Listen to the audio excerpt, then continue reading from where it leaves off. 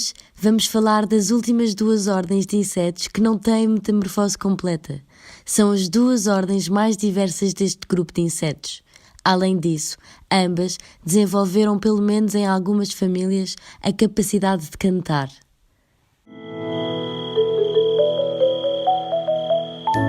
Ordem Orthoptera, grilos, saltões e gafanhotos.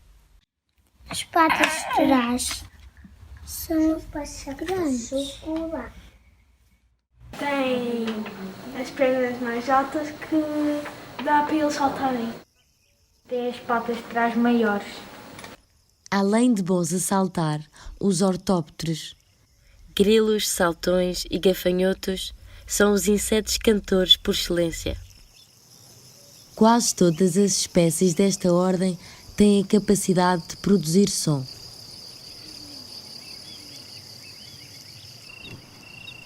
Reconhecem este cri-cri? O que talvez não saibam é que há mais de uma espécie a cantar. Conseguem distingui-las? Em Portugal, temos cerca de 30 espécies de grilos, cada qual com o seu canto.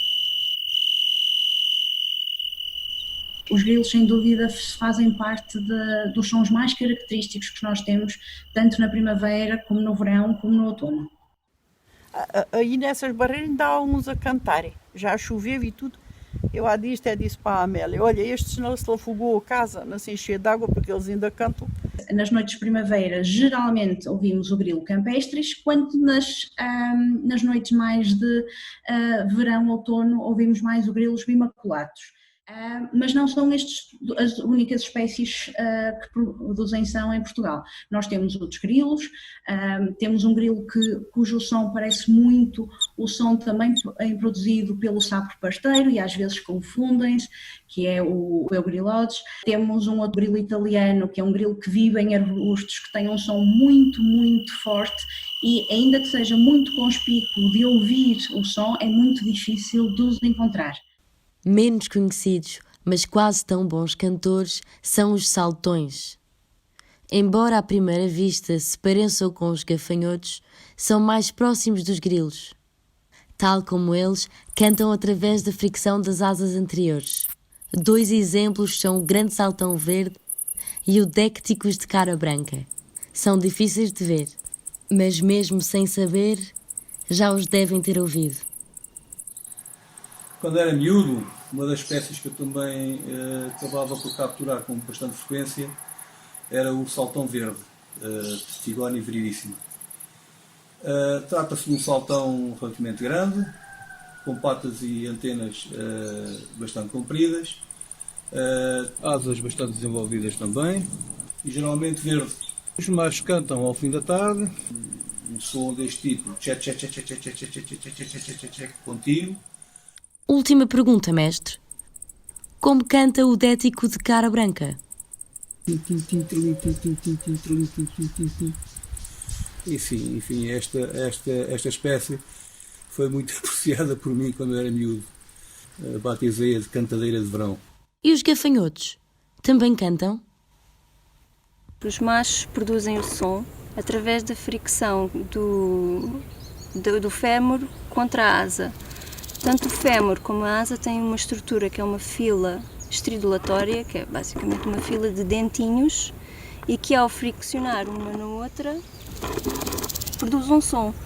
Cada espécie produz um som diferente e é por isso que nós conseguimos identificar espécies diferentes através do seu som. Como? O canto tem esta função de atrair as fêmeas para a reprodução e cada espécie só quer atrair a sua própria espécie, não é? Há várias espécies de gafanhotos, há outros, há tantos. Vamos ali às couves ali abaixo, olha ali, há uma chuva de gafanhotos. Andam comendo as couvinhas. Ao contrário dos grilos e dos saltões, que são omnívoros e até predadores, os gafanhotos apenas se alimentam de plantas. E comem mesmo muito, o que pode ser visto com desagrado. Mas é os gafanhotos é que têm feito este trabalho. Com o calor, se a gente vier aqui com o faço, não está solinho, olha, é uma nuvem de gafanhotos. que andam aí saltitando por todo o lado. Eu não gosto porque eles têm ali umas garrazinhas nas patas que se agarram-se assim às nossas mãos. Ainda sou muito medo, mas nunca gostei muito dos gafanhotos. Gosta dos gafanhotos? Não, filha, não gosto porque eles comem as couves. Qual é que é o teu inseto preferido? É o gafanhoto, provavelmente mesmo. Normal, comum. Porquê? Porque gosto de os apanhar e depois deixá-los fugir.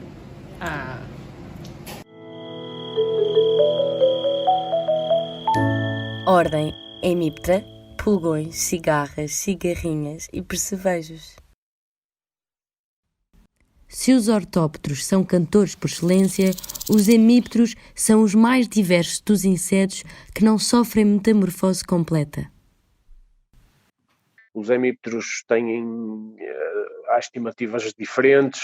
Vamos centrar-nos num valor médio de 90 mil espécies a nível mundial. E em Portugal continental, por exemplo, conhecem-se claramente mais de 1000 espécies. São tão diversos que à primeira vista é difícil de perceber que pertencem todos ao mesmo grupo. Mas há uma característica que não deixa dúvidas.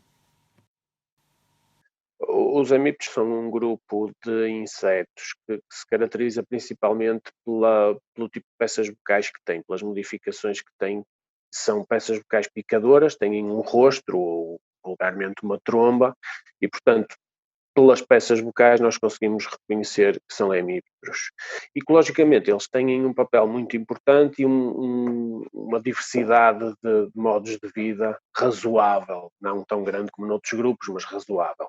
A maioria das espécies são herbívoras e por terem as peças bucais picadoras alimentam-se de líquidos, extraem das plantas como seiva, sucos, mas também há algumas espécies predadoras de outros insetos, normalmente, quer espécies terrestres que andam pela vegetação e que caçam para todos os efeitos outros insetos ou outros invertebrados, mas também espécies que toda a gente conhece, que toda a gente já viu, como os alfaiates, que são espécies que vivem sobre a água e que se alimentam de insetos ou outros invertebrados que caem à água.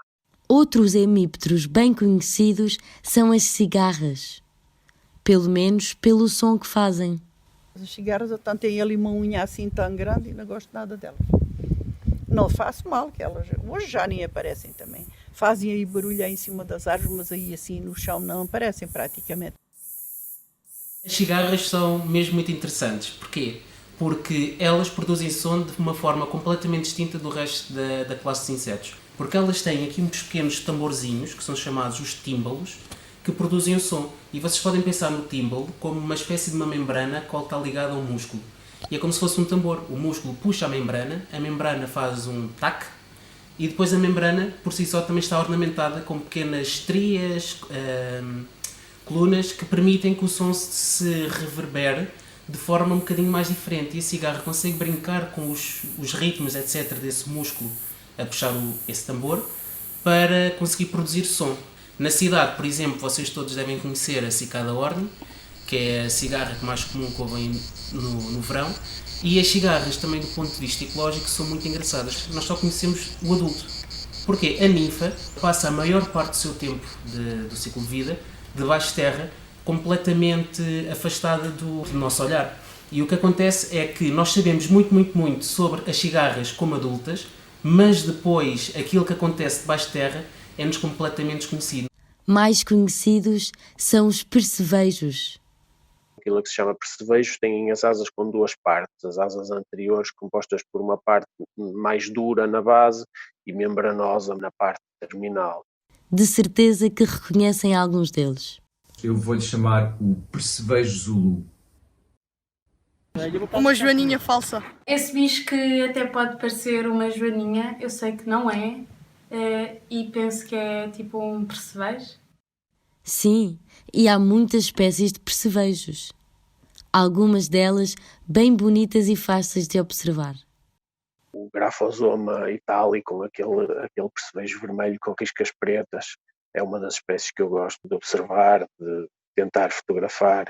Mas há muitas espécies, é difícil de escolher uma espécie só. Também gosto muito de alfaiates, por exemplo, acho muito curioso sempre ver o comportamento deles, a maneira como eles se juntam em certas zonas nos ribeiros, aquele comportamento de andarem sempre aos pulinhos. Por exemplo, em Portugal há 9 espécies diferentes de alfaiates.